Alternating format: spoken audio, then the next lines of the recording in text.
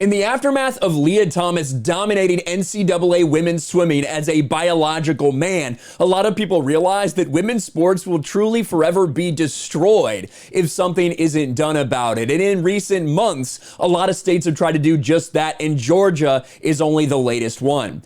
Georgia State Sports Board, student athletes must participate in sports based on birth certificate sex. And because so many high school athletes that were transgender were allowed to compete and allowed to go through the ranks, that is truly what led to a lot of NCAA athletes doing the exact same thing. Now, Leah Thomas, of course, competed for 3 years as a man before deciding that they were going to change their gender, identify as a woman, and get in the pool as a woman where they could actually win. But so many of the female sports activists have been so silent about what Leah Thomas did because they're scared of being labeled transphobic. Well, now Georgia is doing something that needs to be done at the state level. The governing body for high school sports in Georgia voted to uphold bylaws mandating that student athletes compete in sports based on the sex of their birth certificate, according to a report from local news. The Georgia High School Association voted unanimously Wednesday that all athletes, unanimously, right?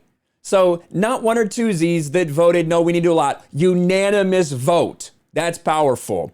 That all athletes who wish to play sports must participate based on their biological sex. The governing board represents 463 high schools statewide. The 62-0 vote restores a former policy that predated 2016.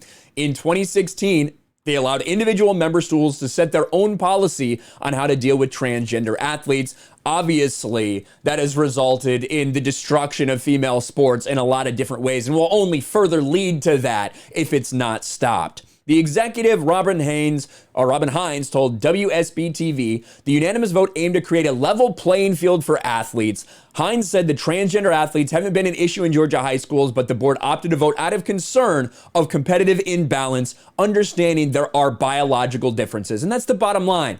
This is not about being hateful. This is not about not letting people live their lives. This is simply about biology. And the facts are that men and women are different. They develop differently through puberty. They have different skeletal structures. They have different lung capacities, heart capacities, all these different things. Biology is real. And just because someone decides that they're going to change their gender doesn't mean that their body is any different. And it absolutely gives them an advantage in physical activity. The fact that has to be stated this way, the fact that there's so many people that are triggered about that now is a sad sign for our society and sad sign for sports.